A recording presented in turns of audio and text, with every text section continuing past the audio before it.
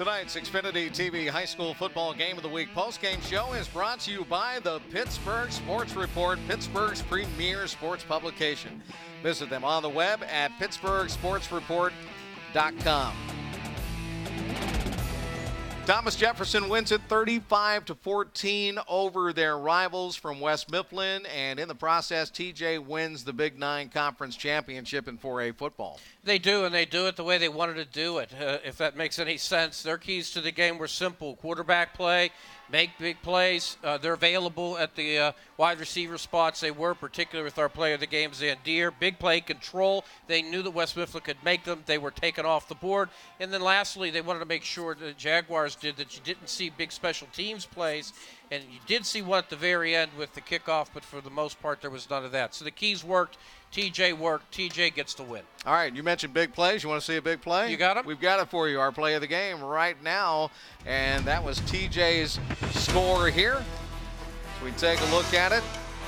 Bobby Kelly with a little pump fake. And the big pass to the end zone, Zane Zandier. A 30-yard reception, our best of the batch. Play of the game, and here's the reverse angle look at it.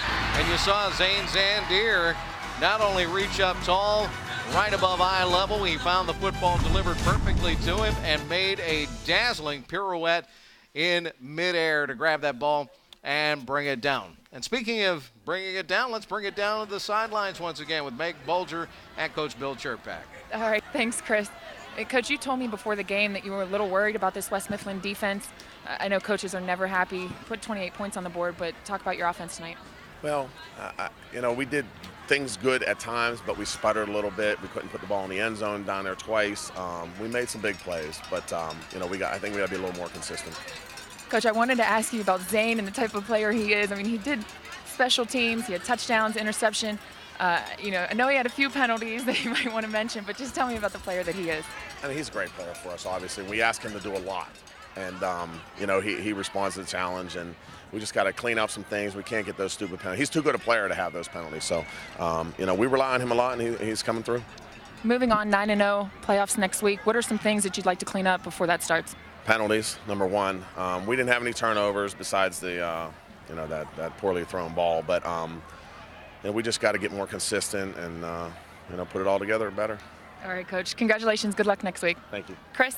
All right, Meg, you can't get much better than 9-0 after 9 weeks of football. But, again, that second season is all important.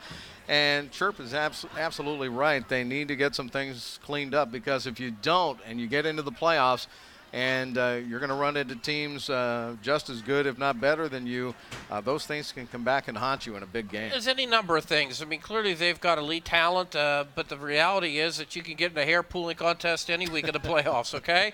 Helmet or no helmets, and you get weather, you have an injury pops up, you would expect. The entire run game tonight was one guy. I mean, God forbid that, he gets sidelined for any length of time. Now you've got to make that adjustment. And while they're strong up front, these are all factors that come in. Your margin for error narrows for every team, no matter how good, if you have self-inflicted wounds. That's what he wants to clean up. And Bobby Kelly looks sharp out there tonight, throwing those touchdown passes, but he also threw 2 picks, and that's another thing they've got to work on. Well, he referenced a poorly thrown ball, So I think that they made it clear. You could see that Chirp wanted to make sure they took that third and last possession in for a touchdown after those 2 were deep in the red zone and they didn't get a conversion in for a touchdown. So he went after his guys to go get it, and they delivered.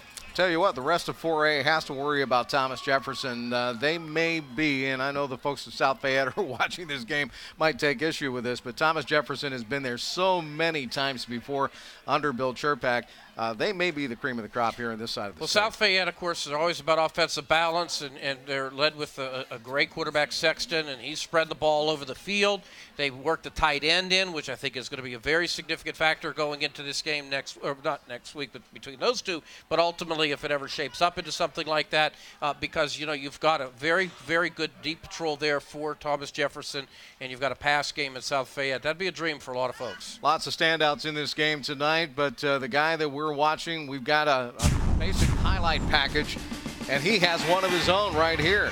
You saw Bobby Kelly with a pump fake. You saw Zane Zandier turn, look, catch, grab, and score. right there on that play. There he goes again, almost identically turning around, looking for the football, finding it, and then jumping into the end zone. How about this little fade to the back corner? He was able to haul that one in and bring it down. And Zane Zandier had a dynamic night. He is with Meg Bulger right now. Meg? Zane came in here tonight at West Mifflin. Knew it was going to be a tough game. Is this pretty much what you expected to see? Yeah, West Mifflin, they battled hard all night. I got to give them credit. I mean, it's one of the harder games, definitely one of the harder games we played all year, and I have respect for those guys, and just they came out and played hard. You're pretty much a human highlight reel yourself tonight on every side of the ball. I mean, special teams, offense, defense. What were you seeing out there? I mean, there's a couple mistakes in there that, I mean, I wish I just could get back, and anytime I got the opportunity to make a play, I just went as hard as I could just to make that play, and we got the W, so it went well. Playoffs next week. How does that feel going in 9-0? Feels really good. I mean, last year, I mean, we had two losses, and as a starter, I mean, you never get that taste out of your mouth that you lost the 2 games. So undefeated section champs feels pretty good.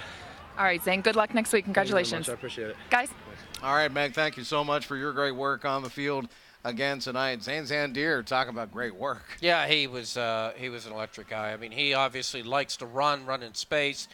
He's just as comfortable when it gets clogged up to run as well. It'll be interesting to watch his development over the years to come, regardless of where he goes. But, boy, the deep patrol he made, that interception. You also saw him, of course, in the pass game. And he likes to be physical. There's no question about it, even in the pass game.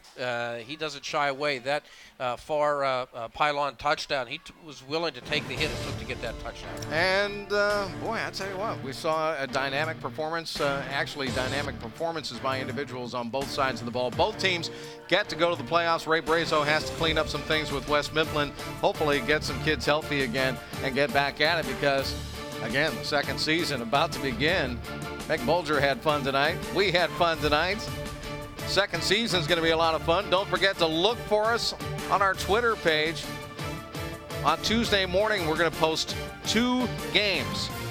The one that gets retweeted the most by Wednesday at midnight is the game that we'll cover in the first round of the playoffs. And you'll see it right here on the Xfinity TV high school football game of the week. For Ellis Cannon, Meg Bulger, our entire crew here in West Mifflin, I'm Chris Shovlin. Thank you so much for watching. See you in the playoffs.